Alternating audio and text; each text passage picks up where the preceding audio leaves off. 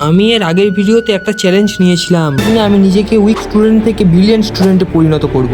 আর এই চ্যালেঞ্জে আজকের আমার ডে 2।